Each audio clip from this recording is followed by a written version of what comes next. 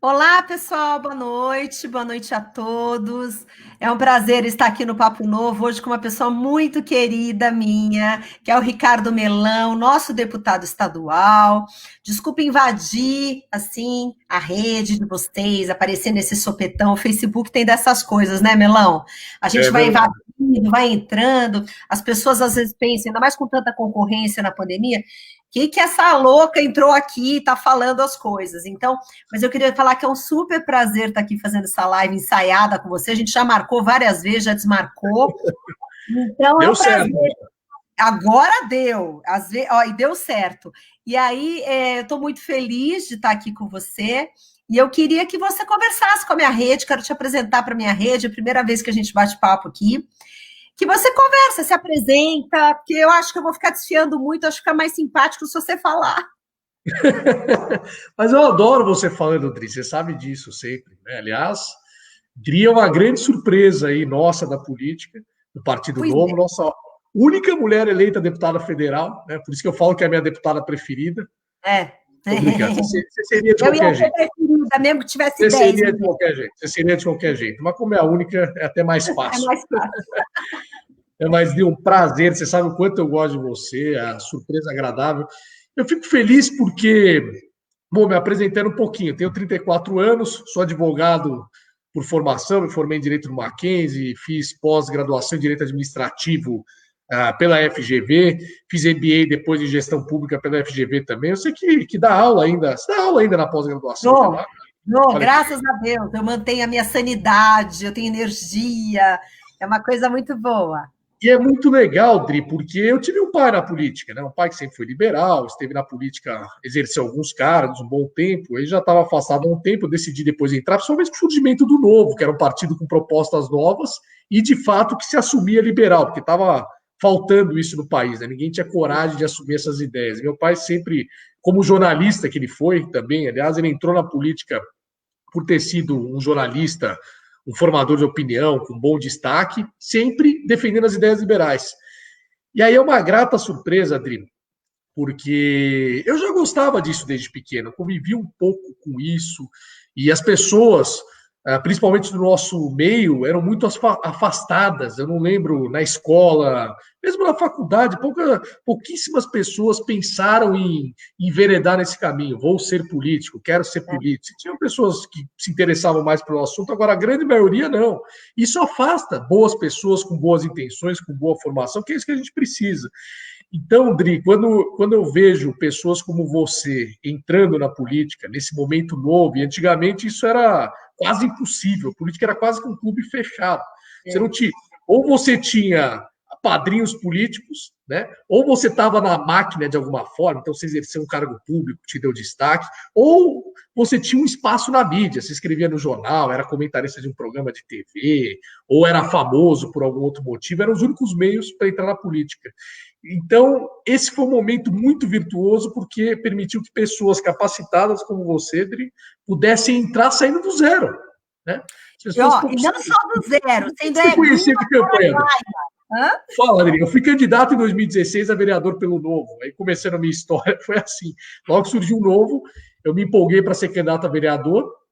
Isso em 2016 agora, né? E foi a primeira eleição do partido. Aí eu fiquei em segundo, a gente elegeu a Janaína Lima, vereadora, nossa grande vereadora Janaína, e eu fiquei de primeiro suplente. E eu fiz 12.600 e poucos votos, ela fez uns 19. E aí, Dri, nessa época, você começou a participar como voluntária, né, Isso. do Novo da Zona Oeste, que É. aliás é um dos melhores grupos do Novo. Eu participei lá Não de é um dos algumas reuniões. melhores, é o melhor, tá? É o melhor, vou falar o melhor, que depois dá Isso. problema aí.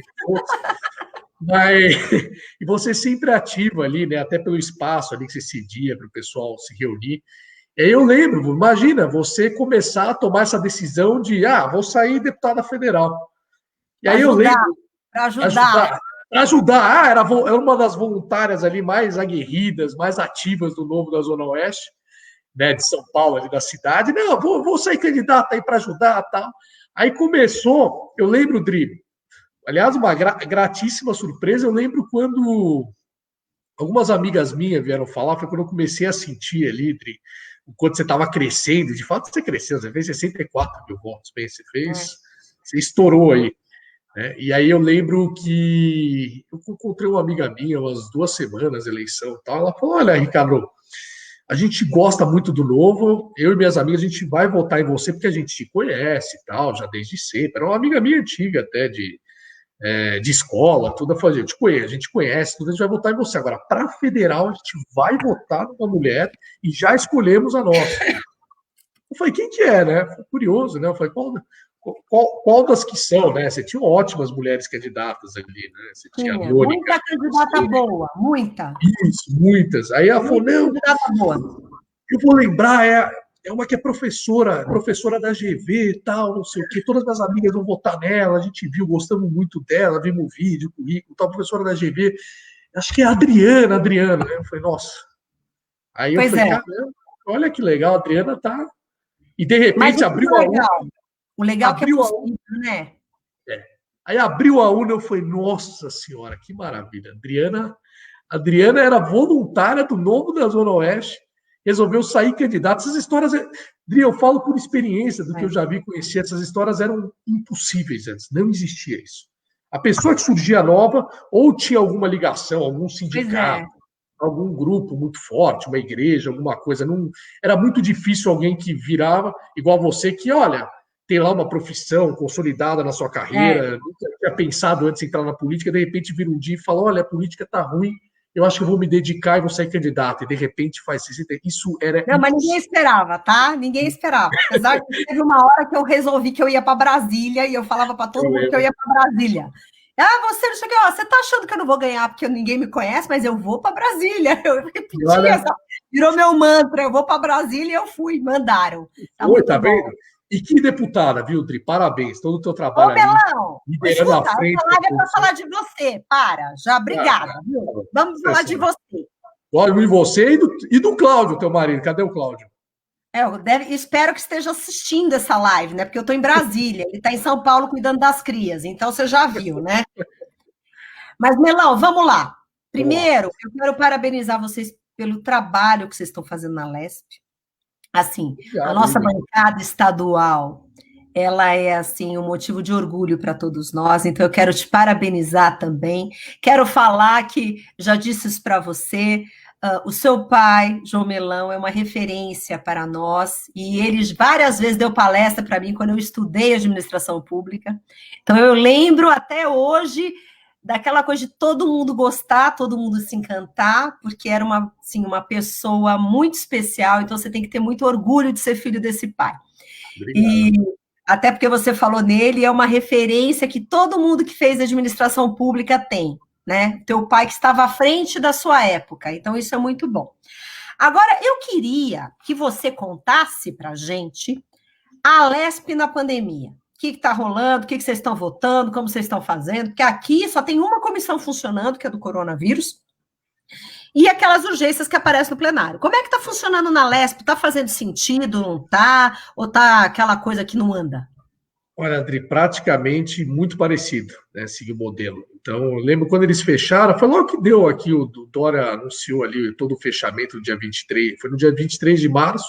Isso. Aí eu lembro que a gente até foi numa reunião antes, eles estavam definindo que ia fechar, teve uma reunião do colégio de líderes lá, e aí até o Reni e o Sérgio estavam com suspeita do Covid, graças a Deus eles não tinham pego o Covid, mas fui lá, eu e o Daniel na época, o Daniel já como líder esse ano, eu como vice-líder, começamos a discutir e a gente sugeriu ali, falou: bom, os trabalhos não podem parar, o que a gente não faz? Uma sessão virtual, coisas do tipo. Várias empresas que já tinham começado, né, uma semana atrás, várias empresas já fazendo home office. A gente falou: pô, a Assembleia não pode não funcionar do mesmo jeito. É um absurdo, até pelo custo dela. Uma casa custa aí 1,3 bilhão por ano, mas não pode parar. E aí eu lembro na época a gente sugeriu, alguns deputados mais reticentes: tudo bem, eu acho legal. Ninguém é muito contra o que você fala, né? Não, é uma ideia muito boa, mas sou meio conservador nesse sentido, como é que vai implantar isso, tal. Deu lá uma semana, e aí começaram sessões virtuais em outras casas ali, de repente fizeram lá via Zoom, que eu acho que é o mesmo sistema que usam aí no Congresso Nacional, A o gente usa Zoom. o Infoleg, eu não sei qual que é a base, Tá. tecnologicamente, mas é o Infoleg, a gente vota virtualmente, dá presença virtualmente, porque até Mas a começar essa. votação nominal é digitando. Nomina? Como assim? Não, a gente não põe a digital, é isso que você está falando. Não, a gente põe nossa senha e vota. Porque o nosso, o que acontece? Resumindo, eles fizeram via Zoom, criaram as sessões, você tem as reuniões, como tinha antes do colégio de líderes, que discute a pauta, você faz via Zoom, aquele aplicativo lá, que várias pessoas... A gente faz isso também na comissão do coronavírus. Isso. Aí você cria, você faz lá via Zoom, define a pauta da semana, e as pautas, geralmente, Dri, são todos projetos enviados pelo governo do estado. Começou assim. Então, o primeiro foi reconhecer o decreto de calamidade decretado, porque a Assembleia tem a obrigação de validar ele tanto do estado quanto dos municípios do estado. Então fizeram 3 projetos nesse sentido. Foi um para validar o do estado, um para validar o da cidade de São Paulo, e um porque, imagina, né, nunca ninguém previu uma situação dessa, né, de 645 municípios do estado precisando de algo assim, né, até porque era uma pandemia que se espalhava. Então houve uma discussão e falaram, não dá para votar um por um, imagina, 644. Aí separaram São Paulo em a cidade de São Paulo, que era específico e o outro contemplava os 644 municípios do estado. E aí, depois disso, os projetos votados e discutidos, eles eram do governo do estado, do executivo. Você não tinha projetos de deputados sendo pautados. Então, você teve lá um projeto que liberava o governo do estado para usar o dinheiro remanescente dos fundos estaduais para poder ser aplicado, né? Isso, a gente está votando isso também, um monte de fundo, isso. Para compatibilizar, para poder usar isso.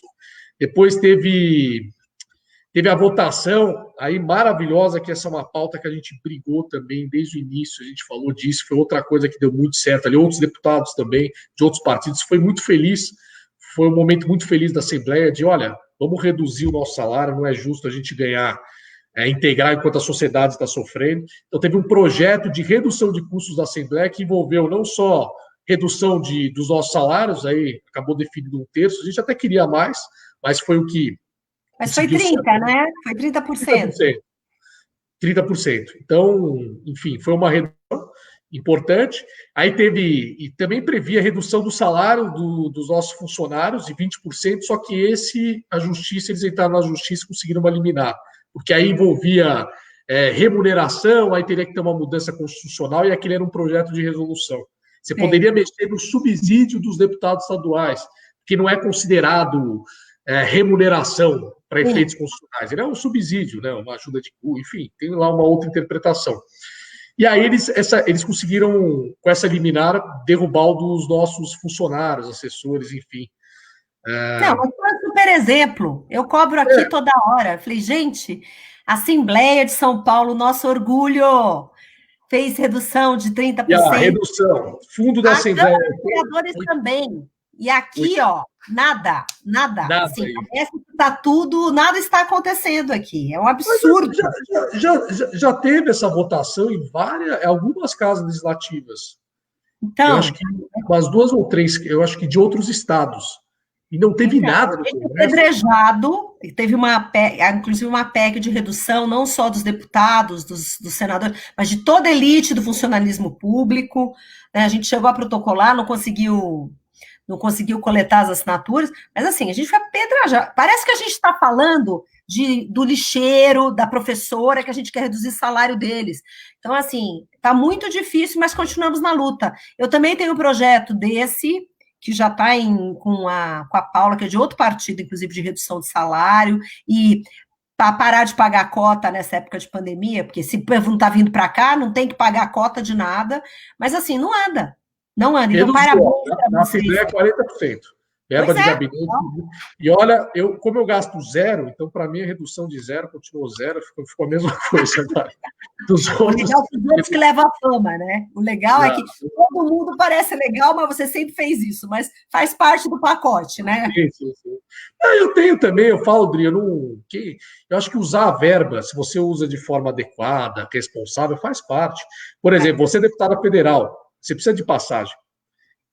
Por que eu gasto 0? Eu sou da cidade de São Paulo.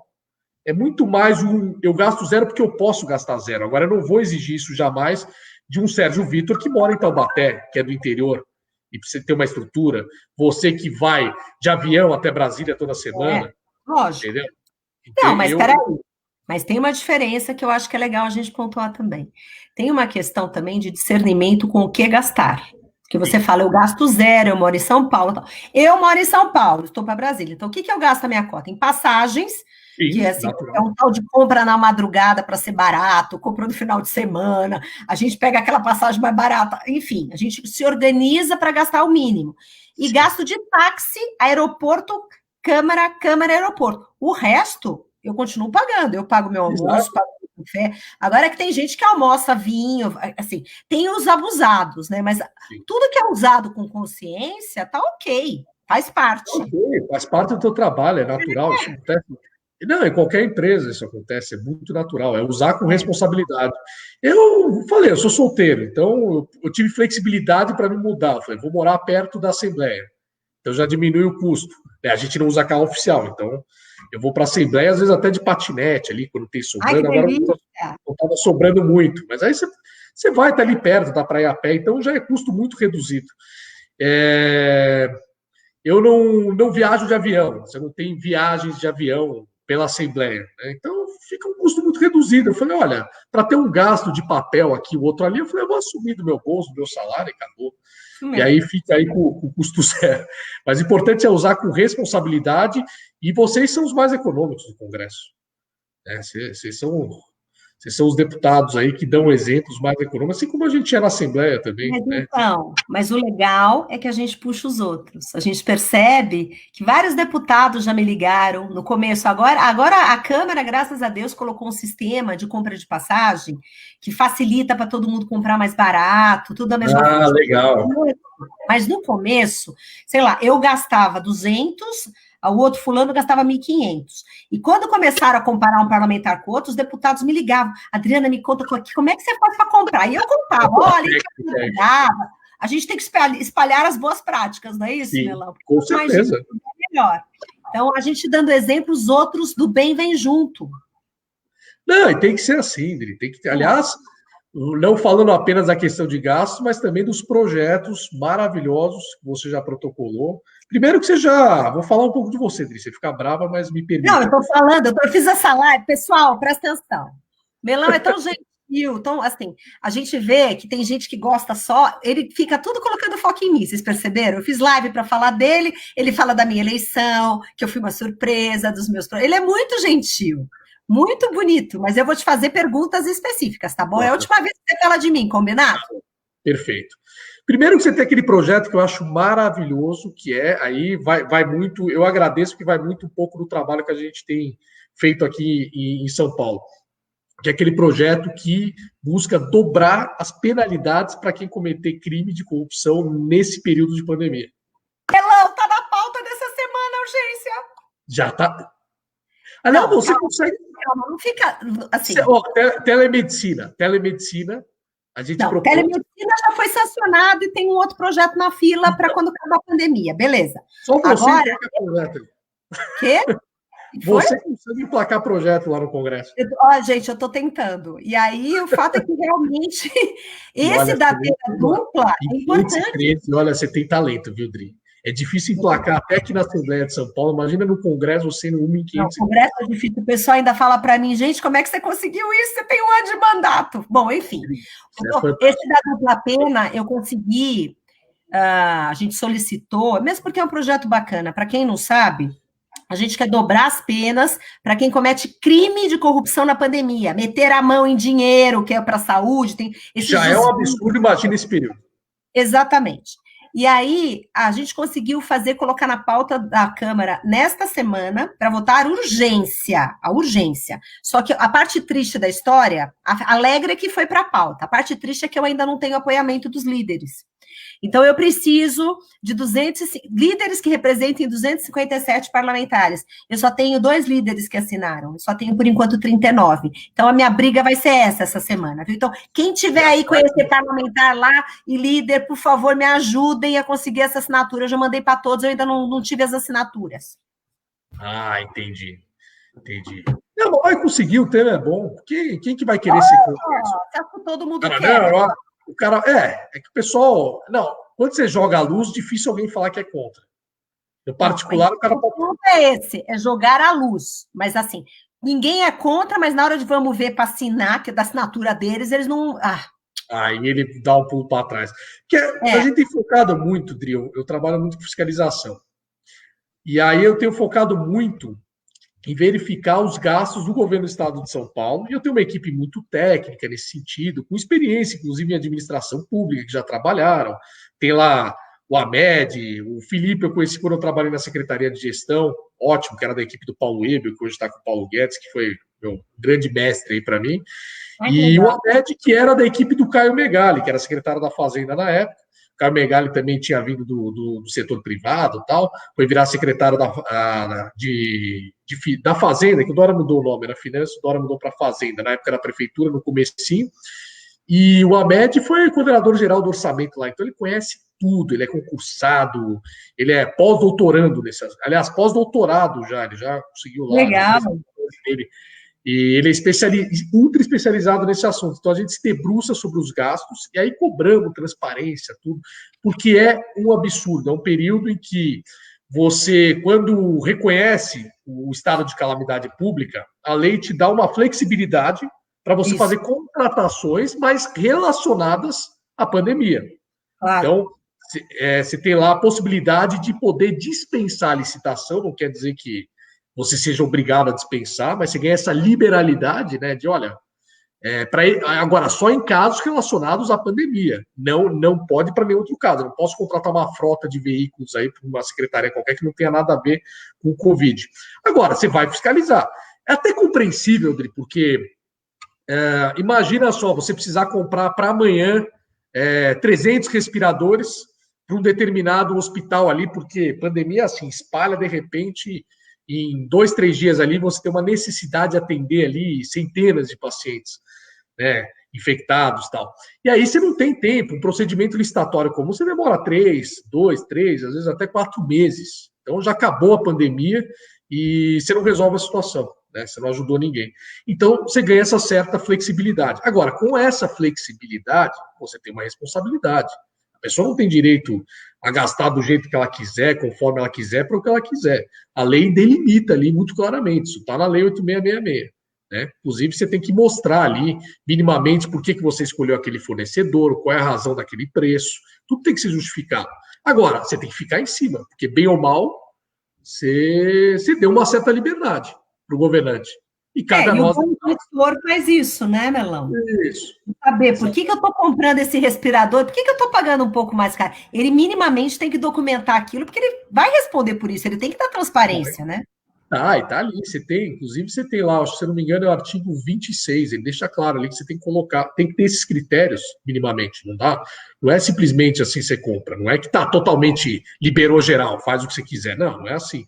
E cabe a nós, deputados, fiscalizar isso. E aí eu montei lá no meu time, toda semana, Dri, agora eu vou começar a publicar as reuniões que eu faço com o Amed e o Felipe, que são os dois que ficam ali nessa parte de fiscalização. Eu vou começar a publicar toda semana. A gente já estava fazendo esse trabalho, e aí a gente chega lá a algumas conclusões, levantam algumas dúvidas. Eu participo também da comissão de acompanhamento dos gastos, que assim que o decreto nomearam ali uma comissão de deputados, de acordo com proporção dos partidos na casa. Então tem do PSL, do VT, do PSOL, tem PSDB, DEM, tem de todos os partidos. E aí o Novo me indicou, até pela especialidade da minha equipe, já das pautas que eu trabalho. É o rei da fiscalização, né, Melão? Eu tento. E aí, inclusive, amanhã tem reunião. A gente conseguiu algumas conquistas importantes. E aí eu agradeço muito o Sérgio Vitor também, que a gente tem à frente pela transparência. Ele batalhou bastante nisso. Sérgio Vitor, que é outro deputado estadual do Novo, que a gente conhece bem também, que é o meu parceiro aí das brigas ali. E aí a gente, conheçam os dois, que vale muito a pena conhecer esses dois. Obrigado. Aí a gente conseguiu, né? Eu nessa comissão, fomos lá, aprovamos, outros deputados até aprovaram, ajudaram nesse sentido, aprovar ali e falar, olha, vocês estão divulgando os gastos do governo do Estado, eles são obrigados, que é até uma lei federal que foi aprovada aí em fevereiro, que obriga a estar no sítio, é o site, né? A lei fala sítio eletrônico. Desde 1989, que é obrigatório publicar tudo no site. Isso, no site. E eles não faziam isso, não, André. Antigamente, eles colocavam um link, se abria lá um PDF no site da Secretaria da Saúde do Estado, não era um site específico. Você tinha um link, era muito mal feito. E você não tinha todas as informações. Então, vou te dar um exemplo: você não tinha valor unitário do que foi comprado. Então, você abria lá a tabela, tá lá, comprei máscaras tipo G, sei lá, tipo tal. E o valor total, uma fortuna. E não fala para onde vai, fala fortuna, você não sabe a quantidade de máscara, você não tem como comparar. Então, a gente foi brigando muito. Então, aprovei, eu falei, não, a gente quer uma tabela, a gente fiz lá com a minha equipe, apresentando. O Sérgio já tinha pedido, inclusive, conversado com o governo do Estado, dizer, olha, gente, porque o Sérgio conhece todos os conceitos de transparência internacional, ele está muito envolvido nessa pauta, ele é o presidente dessa frente parlamentar pela transparência, eu sou vice-presidente. Eu estava conversando com ele antes de entrar com você, a gente estava na live lá do curso de fiscalização do cidadão, do voluntário. Ó, que é uma excelente iniciativa que ele fez aí. E aí foi isso. E aí a gente brigou por essa tabela, agora melhorou, agora eles estão publicando mais informações. Não é ainda ideal, mas eles já falam, já consegue saber para onde estão indo os produtos. Você tem que saber, porque às vezes a coisa está certa, Adri, no papel. Você olha, no papel, às vezes está perfeito. Não, o preço está justo, é isso. Agora, você não sabe para quem que ele está mandando. Como é que você vai até lá saber se chegou no quantitativo certo? Você tem que ter tudo isso.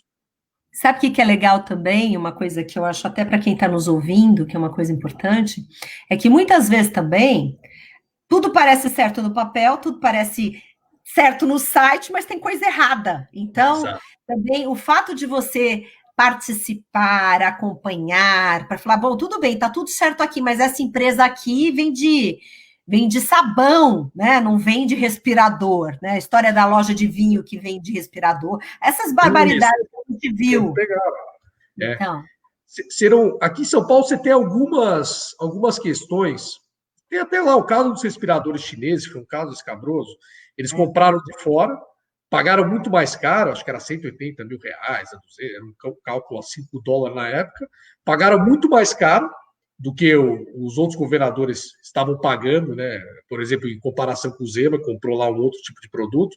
Aí eles falaram, não, porque era por causa do prazo, a gente queria entrega para a semana seguinte. Só que eles tomaram calote. Era um fornecedor chinês, acho que era uma estatal chinesa. Assim, tá? Aí eles não vão entregar. Eles tomaram calote, eles já tinham pago o valor adiantado, era um contrato que, pelo que apareceu até na imprensa, porque a gente não acessa esses contratos, mas apareceu que era um contrato sem garantias contratuais.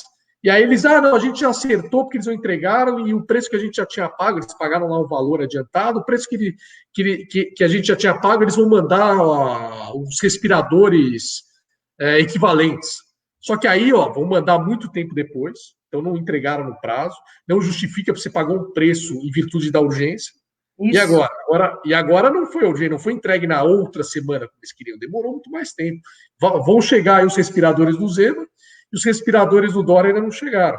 Acho que chegou uma parte. É lamentável, Melão. E assim, quando chegarem, talvez a gente não precise mais deles. Exato. E isso também mostra uma falta de planejamento, porque, claro, a gente não crucificando ninguém, porque numa pandemia tem muitas decisões que o gestor tem que tomar também, às vezes no escuro, tem uma incerteza, tem algumas coisas, por isso que ele precisa se resguardar o máximo possível. Mas, assim, a gente percebe isso não só falando de São Paulo, mas falando do Brasil, essa falta de planejamento, de conexão, de coordenação entre as cidades, e a gente desperdiça dinheiro, recurso público que já não existe. Então, isso assusta um pouco. Então, eu espero que essa transparência traga isso, essa obrigação do gestor de fazer as coisas mais direito, com responsabilidade, com planejamento. E o nosso estado de São Paulo, você viu, no ranking da transparência, ficou em penúltimo lugar. Penúltimo. Um dos rankings em o outro abaixo de 20. Eu estou conversando até com o governo do estado, estou conversando com o Sérgio Vitor também, porque, assim, é móvel. Então, o governo está super solícito, já está cuidando dos dados, para ver o porquê que não publicou isso, aquilo, está conectando os dados, porque no próximo mês vão medir de novo e o nosso estado realmente tem que estar em outra posição. Então, porque não dá, né? Penúltimo lugar não dá, né? No ranking de transparência. Pense, o São Paulo é o estado mais desenvolvido da nação. Pois é. Ou seja, deveria ser o primeiro, deveria estar dando um exemplo em matéria de transparência. E pois se ficar em penúltimo é uma vergonha enorme, enorme. Mas estamos Estamos cuidando desse assunto. Eu e Serginho, eles arrumaram uma sarna no sapato. Pode deixar com a gente. Colocar vocês dois ali. E aí, inclusive... Oi, Tem duas coisas que eu queria que você contasse para a gente aqui. Eu quero que o pessoal que esteja nos ouvindo saiba justamente do projeto de lei de responsabilidade fiscal do Estado de São Paulo, que você é responsável, e também do projeto de revogação de leis burocráticas. Eu quero que você fale um pouco dessas duas, até para as pessoas que estão nos ouvindo conhecer esse trabalho fantástico. Vai lá, você pode falar para a gente? Legal, bora. Que agora com a pandemia parou, né, infelizmente. Mas bom, começar pela lei de responsabilidade fiscal. Isso era um sonho nosso, né? Porque alguns estados já têm essa lei. Agora, os estados que têm essa lei geralmente são estados que passaram por situações terríveis financeiramente falando. Então, o Rio Grande do Sul tem essa lei, foi aprovada, mas depois que virou uma tragédia ali. E aí eu falei, bom, por que não ter isso em nível estadual antes de uma crise? Né? Então, São Paulo tem uma situação financeira razoável, eu vou te dizer que é excelente, mas é razoável diante desses outros estados. Mas por que não colocar regras agora que a gente consiga instituir boas práticas em termos de gestão fiscal do estado, de gestão financeira, né? E aí tem vários conceitos ali que a gente traz muito interessantes, justamente para impedir que o governador aventureiro estoure as finanças do estado. A ideia é vamos travar, porque um dia é aquela coisa, sempre você vai ter, ainda mais em política, sempre você tem algum aventureiro que assume o poder e pode degringolar tudo. Não é porque, olha, São Paulo vem numa tradição aí de controle dos gastos e tal. E aí a gente eu não podia apresentar como deputado porque teria vício de iniciativa, porque teria que ser proposto pelo executivo. Então, o que a gente fez? Nós criamos o projeto, tem lá cerca de 40 artigos, uma lei de responsabilidade fiscal completa ali, tem até um teto de gás, tem uma série de indexações ali importantes, e até coisas menores, assim, de você, por exemplo, uma prática muito comum na administração pública, quem fica responsável pela execução nos órgãos, né, do Estado, execução orçamentária ali para ser o realizador dessas despesas que mexem ali no sistema, nem sempre são pessoas preparadas para isso com formação. Então a gente começou a exigir essa preparação. O cara tem uma responsabilidade muito grande. Coisas mínimas assim, até coisas maiores assim, se não permitir você poder... É muito comum na administração pública, quando você tem um orçamento, o orçamento é uma previsão.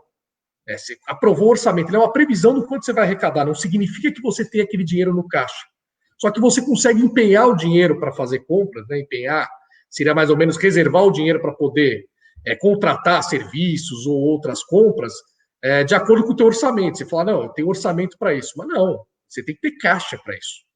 Você arrecadou para isso, você tem que conferir se o caixa está correspondendo às expectativas. Então, a gente atrela esse empenho ao caixa e não ao orçamento. Muito bom.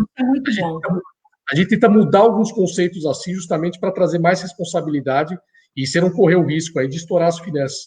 Mas agora, infelizmente, com a situação de calamidade, né, todo ano a LDO, quando aprovar a Lei de Diretrizes Orçamentárias, aliás, vai começar a discussão agora do Estado de São Paulo desse ano, para o ano que vem, né? Seria a Lei de Diretrizes Orçamentárias para o orçamento que a gente vai aprovar no final do ano, relativo ao ano que vem. E aí você tem lá metas fiscais a serem cumpridas. Mas, numa situação de calamidade, como o Estado acaba precisando gastar mais para atender essa emergência, o decreto de calamidade ele já libera o Estado de cumprir essas metas fiscais. Então, infelizmente, esse projeto que a gente fez, e a gente foi apresentar para o Meirelles na época, tem até uns registros no Instagram, a gente falou para ele da intenção numa reunião, ele falou, façam o projeto e voltem. A gente falou, bom, deu lá um mês, está aqui o projeto, um mês, 2 meses, está aqui o projeto, voltamos lá, falamos, levei minha equipe, a equipe dele, debatemos, falou, está aqui uma sugestão. Eu sei que muitas vezes nem tudo você consegue apresentar, porque precisa deles apresentando esse projeto para ele poder ser aprovado. Eu apresentar teria visto de iniciativa, poder... Às vezes acontece até aquelas coisas da Assembleia que são maravilhosas, né? Você aprova o projeto, só que aí o governador veta com uma questão óbvia, tem visto de iniciativa. Uhum. Deveria ser barrado já na Comissão de Constituição e Justiça, que acaba não sendo, infelizmente. Não sei como é que é no Congresso aí. E aí... a mesma coisa, Melão. E aí, infelizmente, com essa situação de pandemia, eu acho que vai ser difícil eles terem o ânimo de querer apresentar um projeto assim, até porque eles precisaram gastar muito mais, né, nessa questão, já foram liberados de cumprir as metas fiscais, então dificilmente eles vão querer falar em controle fiscal rígido das contas. Então, mas é um projeto, né? é um projeto maravilhoso aí que está aí para ser retomado, qualquer um aí mais à frente.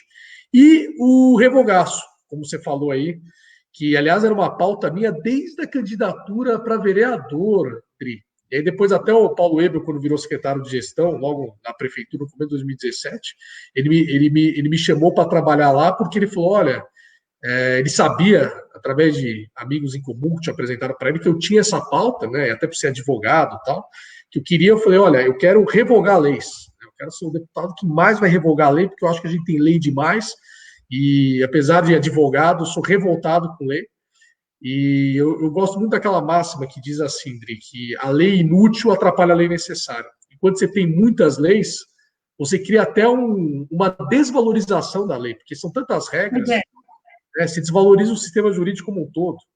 Só no Brasil que existe a expressão lei que não pega.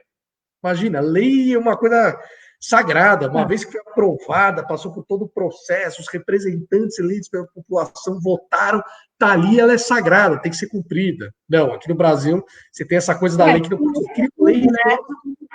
Não, e a gente entra num outro ponto, essa bando de lei para tudo, que é um absurdo, querem fazer lei até que hora você pode ligar a luz, que hora você pode... É tanto absurdo que vem.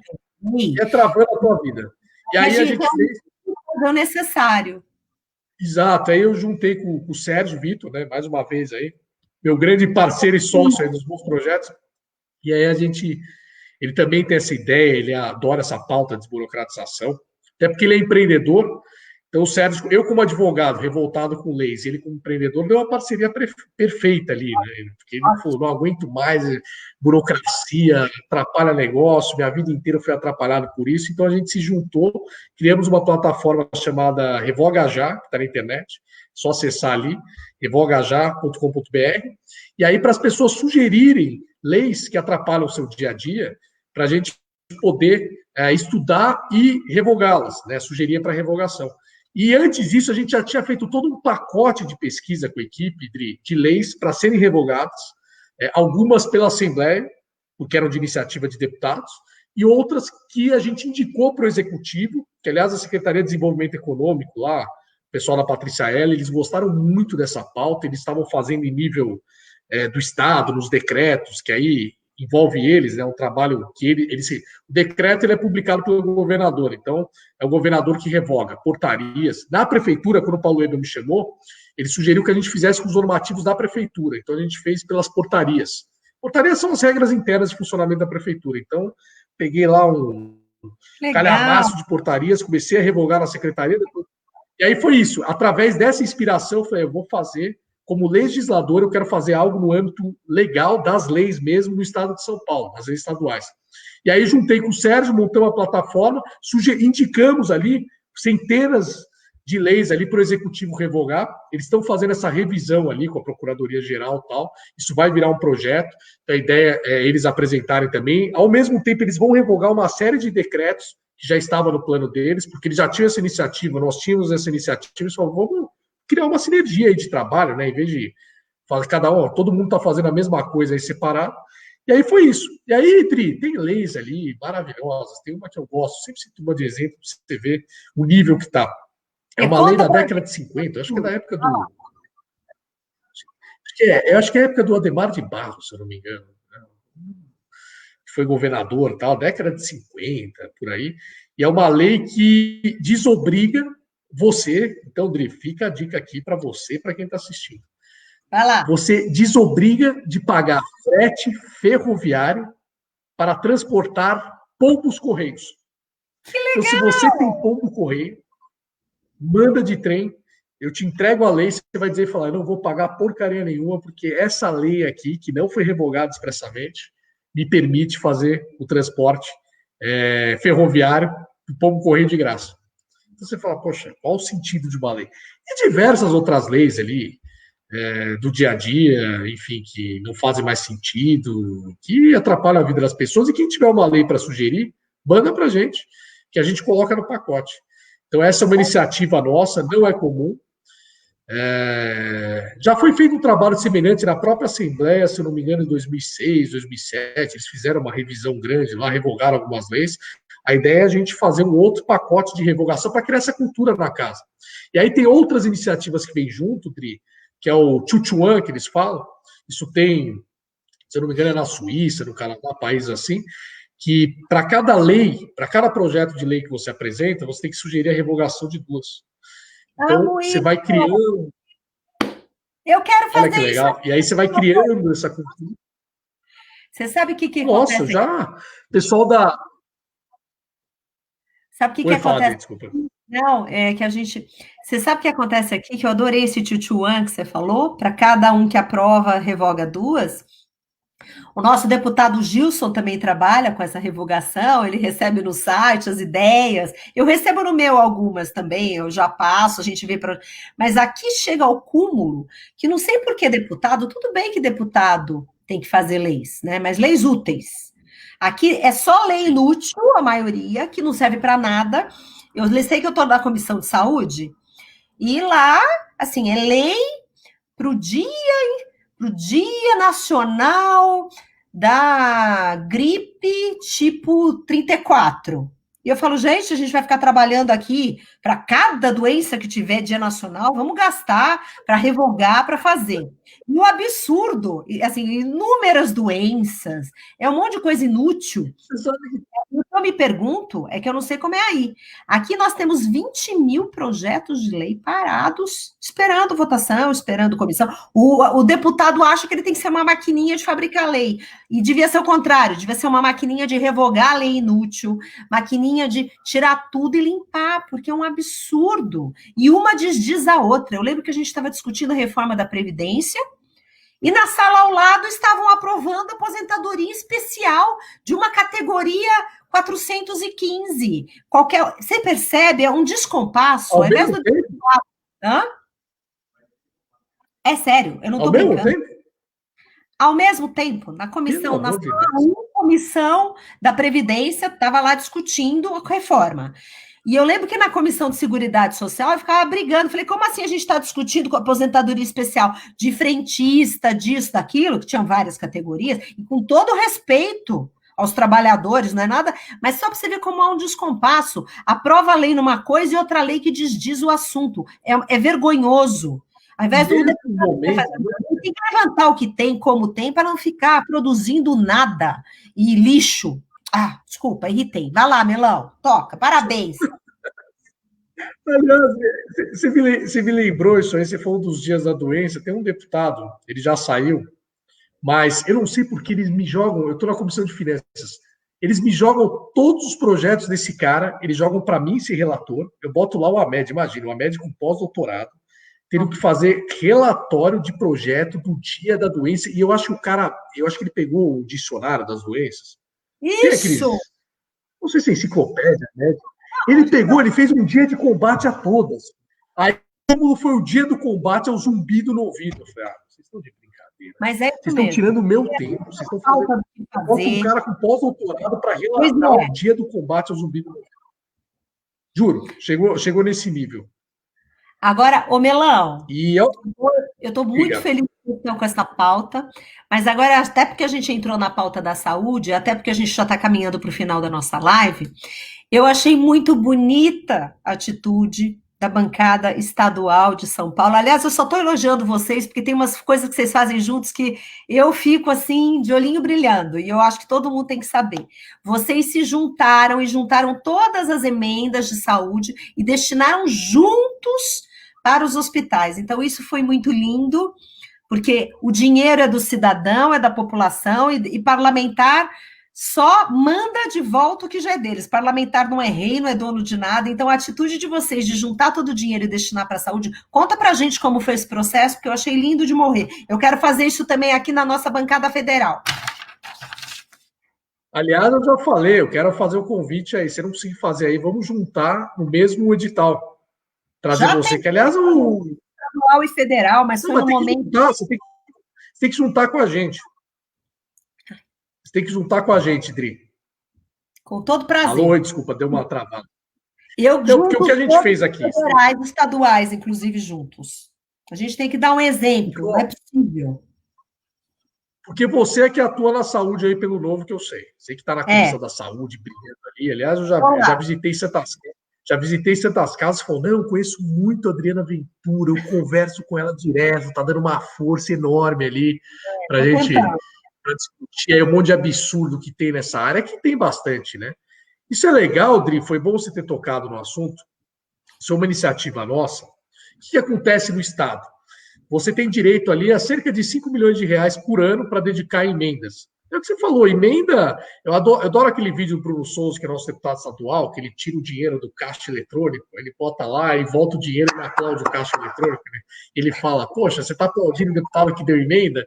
Na verdade, né, você está devolvendo o teu dinheiro, é a mesma coisa que eu aplaudi o caixa Eu eletrônico quero e dá o meu ver. dinheiro. É do Bruno Souza? É do Bruno Souza? Ele fez Ah, para não. falar de emenda, eu achei bárbaro aquele vídeo.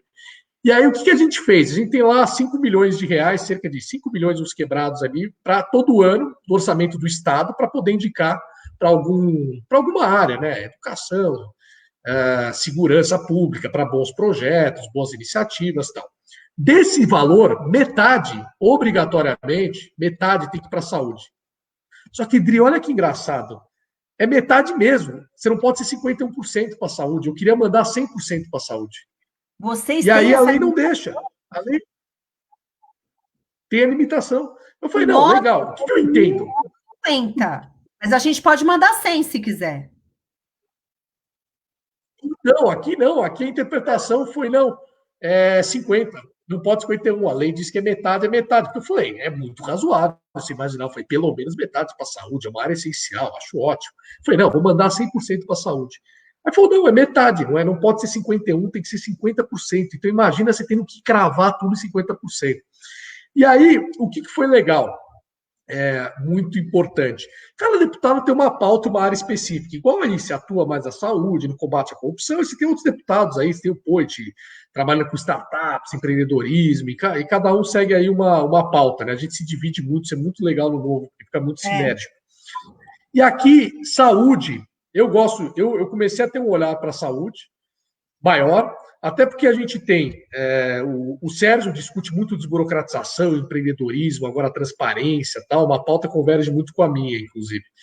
E coisas muito locais ali da região do Vale, né, como ele veio de lá, e ele está muito atuante naquelas cidades, então vem muita coisa de lá, e aí vem de todas as áreas, educação, saúde, enfim. O rei ele atua muito em segurança pública, que é a especialidade dele, então ele tem essa especialidade, então ele vai conseguir dar mais atenção e ser melhor na hora de fazer projetos relacionados a essa área, igual ele aprovou a lei lá de política para combate às drogas, tal, muito boa. E você tem o Daniel muito focado na educação, que é toda a história de vida dele, toda a expertise dele, e tem aí projetos fantásticos nessa área. Então, como ninguém tinha pauta na saúde assim, muito específica, você tinha que destinar 50%, a ideia foi, falou, vamos fazer uma coisa legal, bacana, vamos juntar esses 50%, então, os 4 deputados, vamos juntar um valor só, que dá ali 10 milhões 320 mil reais, e vamos criar um edital, né, para todo mundo poder participar, aberto, nós publicamos nas redes sociais, anunciamos aí, enviamos por e-mails para todas as entidades de saúde do estado e tal, e dizer, enviem projetos para nós, colocamos ali os critérios, e as nossas equipes, aí a gente juntou as equipes, os 4 deputados, cada um colocou lá um assessor, vai fazer uma avaliação de acordo com os nossos critérios, então a gente estipulou ali alguns critérios que a gente entendia, projetos prioritários em relação a outros, tal, projetos que trouxessem mais eficiência, que atendessem mais pessoas, que tivesse um impacto maior, tinham vários critérios ali que estavam no edital. E aí depois, com base nesses critérios, a gente nem. E o legal é o seguinte: a gente teve pouco envolvimento nisso, Adriana. A gente deixou as equipes técnicas dando as notas, criando os critérios e depois vinham com os resultados. E aí a gente selecionou em várias cidades, e aí eu queria até trazer alguns números aqui, vários projetos selecionados, fizemos a devolutiva, informamos a todos que apresentaram os projetos. Olha que interessante, foram 313 projetos que nós recebemos de mais de 250 cidades. Né, de 254 instituições diferentes. Né? E aí você tinha lá projeto para aquisição de equipamento, custeio, enfim, diversas áreas aí. Foram selecionados no final 32 projetos, né? Deu um por cidade, coincidiu, foi muito legal, deu para espalhar bastante para o interior de São Paulo, né? E aí nós atendemos várias instituições de referência que já fazem trabalhos maravilhosos, porque realmente apresentavam projetos melhores, mais consolidados, melhor elaborados. Então tem lá, desde o Hospital das Clínicas de Ribeirão Preto, Hospital de Base de Rio Preto ali, que é muito bom, que a gente visitou também. Chegamos a conhecer quando a gente passou por Rio Preto, Santa Casa de São Paulo, Santa Casa de Marília, Santa Casa de São Carlos, são várias dessas entidades que foram contempladas e com bons projetos e muito imparcial, né? E em nome da bancada, para não ficar aquela coisa personalizada, né? Às vezes você chega lá, às vezes, no hospital, não, a gente faz uma placa aqui, que nem pode, né? Mas, poxa, a gente faz algo para dizer, pelo amor de Deus, despersonaliza. Não, e eu ouvi isso. Ai, então a senhora vai mandar dinheiro, a gente vai fazer uma placa. Eu falei, oi? Como assim placa? O dinheiro é da população, vai fazer placa do meu? Eu sou uma mera... O que a gente tem obrigação de fazer é ter critério para fazer uma boa escolha para usar bem o dinheiro, para destinar, mas o dinheiro não é nosso. É lamentável como nessa hora a gente percebe como o dinheiro público é usado para autopromoção e para perpetuação, e como as entidades e os prefeitos ficam reféns de deputados. Eu acho isso muito triste. A gente precisa fazer que o dinheiro fique na cidade, não é isso, Melão?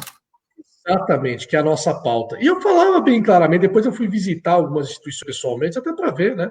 Eu falava, olha, gente, em nome da bancada, não é nada personalizado, estou sabendo agora, depois vocês foram selecionados, e é mais para saber ali como é que vocês vão usar e para deixar bem claro aqui, entendeu? Até para se tornar uma nova cultura. Nós fizemos, vocês foram contemplados, não é por razão nenhuma, não quero ganho nenhum eleitoral com isso, nada. Apenas saiba que foi por um critério de meritocracia e necessidade, vocês atenderam eles bem, e a nossa tranquilidade é saber que o dinheiro público está sendo bem aplicado. É isso. Em nome da bancada. Você sabe que a gente fez o ano passado, a gente, o ano passado, teve aqui na bancada paulista um exemplo parecido que eu sempre conto, mas eu lembro na primeira reunião, até porque estava em busca das mesmas coisas. A gente estava buscando, assim, qual é o critério? Por que está mandando o dinheiro da bancada, que são 250 milhões, para essas 8 entidades, né? Qual que é o critério técnico? Não tem, então vamos criar. E a gente conseguiu criar também através de atendimento público, DataSUS, as entidades que mais atendiam, critério técnico, ranqueamos, e ao invés de 8 foram 70, e a bancada paulista federal se uniu. Então, isso foi muito bacana, e bacana que o mérito é da bancada, você não está falando do deputado A, B, C, sabe, tinha uns contra ali que queria dividir o dinheiro, cada um quer falar, não, cada um pega 2 milhões, 3 milhões e faz o que quiser. Não, não, não, não. É o Estado de São Paulo trabalhando pela população de São Paulo em conjunto, né? Então, então é muito legal que vocês estão buscando, e o exemplo da bancada de vocês, porque aqui a gente falou da bancada paulista, que foi muito legal, federal. Mas vocês na LESP, os 4 deputados do mesmo partido, unirem os recursos e destinar para todos, é muito bonito e mostra essa união que tem que ter com todos, né, entre todos os parlamentares em nome da população. Então, parabéns, Melão, eu tenho muito orgulho de vocês, tenho muito orgulho dessa, assim, Betinho, nós já estamos acabando, para de fazer sinal para mim, querida, já vi, o Melão sabe, é que eu vou entrar... Tem um cronômetro aqui. Sabe, mas deixa eu falar com o Melãozinho querido aqui. Mas, Melão... Deixar a gente ficar... Mas, Melão, conta para minha rede como que te acha, as tuas redes. Manda uma mensagem final para todo mundo que está te ouvindo aqui, porque foi um prazer falar com você. Espero que a gente faça mais. E obrigada por tudo que vocês têm feito, viu? Nossa, obrigado a vocês que são o nosso exemplo e o nosso modelo. Para me achar, eu estou no Instagram, estou no LinkedIn, estou no Facebook, estou no YouTube também. Mas, no Instagram é Ricardo Melão com 2 L's. Tá? O pessoal às vezes põe Melão com L. Tem Ricardo Melão com L só? Pior que tem. Então, esse aí não sou eu, esse aí é o genérico. Eu sou o Ricardo Melão com 2 L's. E pior que eu acho que tem um cara que é envolvido com política ainda. Ele acho que é de Ferraz de Vasconcelos e tal. E ele é com um L. Eu encontrei na Assembleia outro dia. Ele falou, eu sou o Ricardo Melão. Então, Ricardo Melão com 2 L's no Instagram. Facebook, é o mesmo nome em todas as redes, só que no Facebook, quem quiser acessar direto, é Ricardo Melão, com 2 L's, SP, tudo junto. O Instagram é só Ricardo Melão. E aí no YouTube também, Ricardo Melão SP, e me acha lá, manda direct para mim, sou eu mesmo que vejo, e vamos manter contato, que Então, assim que é gente, bom. sigam o Ricardo Melão, sigam todos da bancada estadual, mas aí ele passou para vocês, é muito importante ver esse trabalho de fiscalização que ele faz, de organização, acho que já deu para vocês sentirem o trabalho sério que é feito assim. Melão, querido, obrigada, um prazer falar com você, vamos fazer mais lives e mais coisas juntos, tá bom? Helena, muito obrigado, foi um prazer enorme. Quando você quiser fazer, me chama sempre. Eu tenho saudades aí quando a gente fazia aquelas apresentações pelo interior. Eu ia pegava carona com você e com o Cláudio. A gente era no mesmo carro e falava, coitado do Cláudio, né? Ficar só ouvindo, a gente falando. Saudades. Essa live deu para matar um pouco dessas saudades aí, né? Por causa da distância, né? Do momento atual. Mas olha, obrigado, viu? Foi um prazer. Isso é uma referência para a gente, Dri. Eu fico muito feliz com a política que você é, né? Que talento, que talento. Já está emplacando aí projeto, já lidera a frente de combate à corrupção. Nossa, parabéns, isso é um exemplo, juro, dá orgulho. O meu orgulho de estar no Novo é ver pessoas como você terem entrado para a política, conseguido entrar, deu certo na eleição e dá mais certo ainda como deputado. Então, obrigado mesmo. Viu? Que legal. Então, o orgulho é recíproco. Beijo para você. Pessoal, beijos, obrigada por ter acompanhado. E olha, vamos continuar na luta de construir um município, um estado melhor e um país melhor. Não é isso, Melão? Com certeza, Adri. Um beijão para todos aí. Foi um prazer. Tchau, tchau. Tchau.